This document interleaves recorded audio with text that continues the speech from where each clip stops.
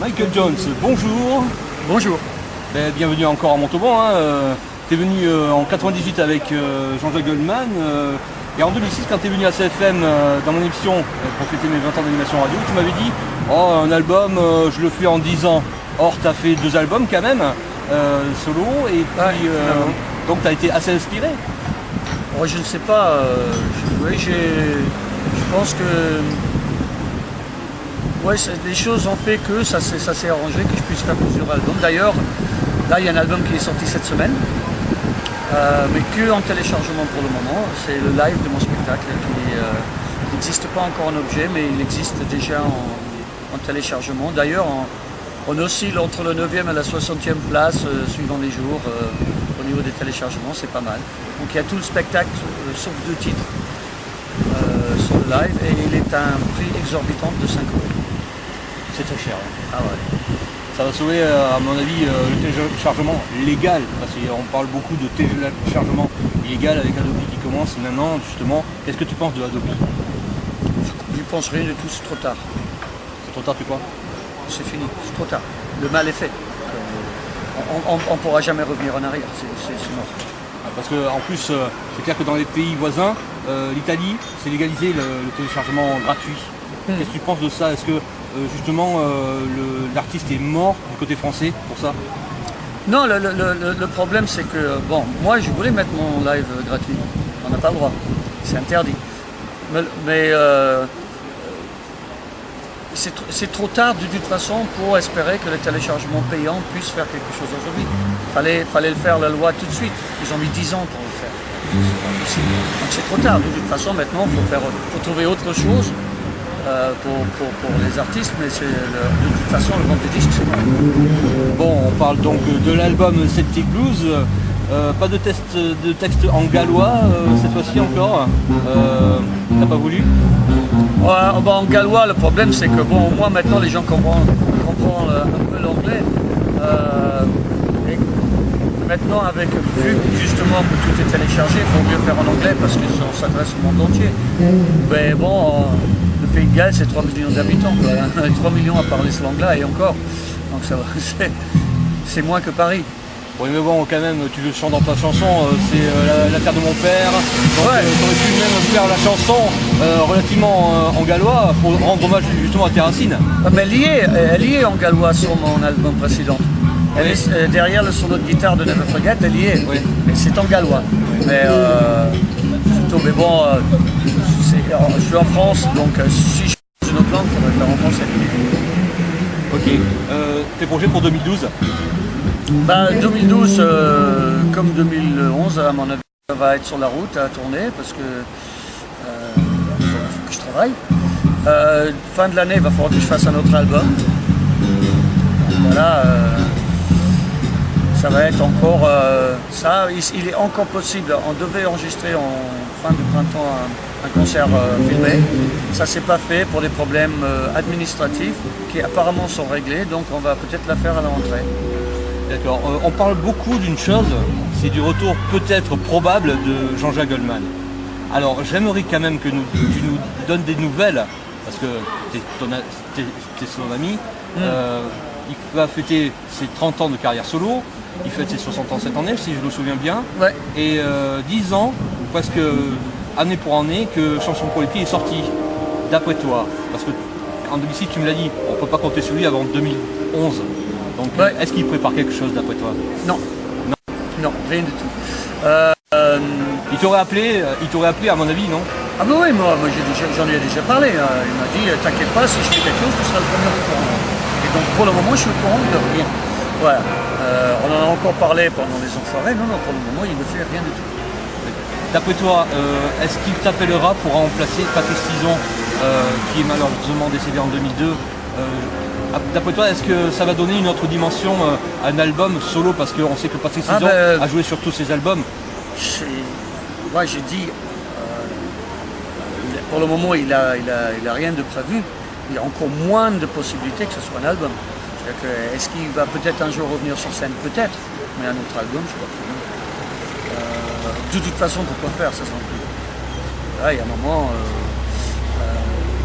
je ne sais pas, mais Même pas pour le plaisir d'en faire un autre. Mais je crois qu'il a perdu le plaisir d'en faire. C'est pour ça que, je veux dire, c'est pas pour rien qu'il a arrêté. Je pense que il avait l'impression d'être arrivé au bout de ce qu'il avait à dire. Donc, mais bon, ça n'empêche pas que s'il veut faire une tournée, il peut le faire. Il est comme a fait Dutronc, il a assez de chansons. C'est pas comme s'il n'y avait pas assez de tubes. Il peut prendre que la moitié de ses tubes et faire une tournée. Donc, faire un autre album, je pense pas. Il y a certains guitaristes ou chanteurs qui assurent leur main, leur voix. Est-ce que tu es comme ça? Je préfère assurer sur scène. Par contre, juste pour finir avec Jean-Jacques Goldman, y a-t-il eu entre toi et lui des contrats de confidentialité relatifs à la création d'un album que tu dois faire, ou c'est une confiance absolue l'un envers l'autre concernant la conception d'une chanson ou d'un album? On est des amis, donc on a toujours travaillé comme ça. Il n'y a pas de contrat entre nous. Puis la rock, c'est pas trop loin de Montauban. Ouais. Est-ce que tu comptes un jour t'installer dans le Tarn-et-Garonne? Non. Je devais jouer cette année. Mais ça s'est pas fait. Je sais pas pourquoi. Ils ont eu peur, je sais pas. En tout cas, non, moi je viendrai en vacances comme d'habitude dans la famille. M'installer, je pense pas. Non, parce que j'aurais quand même besoin de pouvoir aller de temps en temps à Paris. Là où je suis, si je suis bien.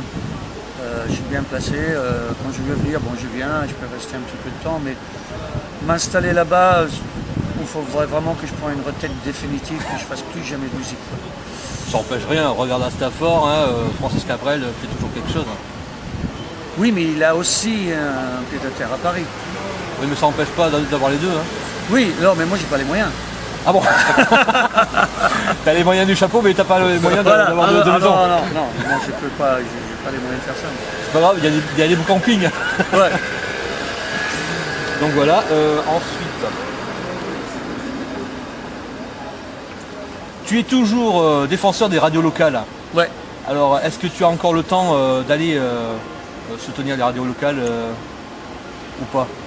J'ai essayé de soutenir ceux qui sont à côté de chez moi, ou comme aujourd'hui, quand on se voit parce que je suis dans le coin. Mais il faut vraiment que je sois dans le coin, que je ne peux pas faire le déplacement exprès. Pas parce que je veux pas, mais c'est juste parce que j'ai un emploi du temps qui est tellement chargé que j'ai pas le temps. T'as le temps quand même de souffler? Mais là je souffre parce que quand on est en tournée comme ça, voilà, j'arrive, on fait la balance, là on est arrivé, on a mangé, on a fait la sieste, et après on est arrivé pour la balance. Là c'est cool. Mais quand je suis chez moi, en fait, j'ai beaucoup de séances au studio. C'est beaucoup plus remise en question concernant la conception. Mais non, mais c'est juste beaucoup de travail. Le studio, ça prend beaucoup de temps. Donc, je travaille pas que pour moi, je travaille pour les autres. Quand tu fais quelque chose, il faut que ça soit bien. Donc, ça prend du temps. Je voudrais que tu me racontes ton histoire du blues. C'est que le blues est né à Memphis, du côté d'une rue qui s'appelle Bay Street. Ouais. Mais ton amour du blues vient d'où? Comment c'est arrivé? Il faut savoir que le blues est devenu populaire grâce aux Anglais. Le blues existait depuis les années 30, à peu près, je crois, les années 30 aux États-Unis, mais ce n'était pas du tout une musique populaire, c'était une musique très enclavée. Et il y a des guitaristes, des gens comme John Mayall ou Alexis Corner qui ont écouté le blues sur dans les bases américaines, sur les radios américaines en Angleterre, et qui ont transféré ça à des gens comme Eric Clapton, comme Jeff Beck. Et donc c'est devenu une musique populaire en Angleterre. Et moi je suis tombé en plein dedans, quoi. On appelait ça le blues boom anglais, et je suis tombé en plein dedans, donc ça a été... moi, mon amour de blues vient du fait que c'est une musique qui est hyper conviviale. C'est-à-dire que n'importe qui peut arriver n'importe où, et brancher un instrument et faire un blues avec quelqu'un d'autre. Comme ton concert avec Spencer Borel, justement. Ouais, avec Spencer Borel, ou là à Cahors, j'étais à Cahors pour le Blues Festival il y a une semaine. Et j'avais joué avec Fred Chapelier. Donc c'est plus une balance, c'est un bœuf carrément. Ah ouais, mais le blues, c'est une bœuf, ouais, c'est ça. Ouais. Mais on a quand même des règles, et on se les donne. Je dis, des fois, simplement un coup d'œil, ça suffit, mais bon, On a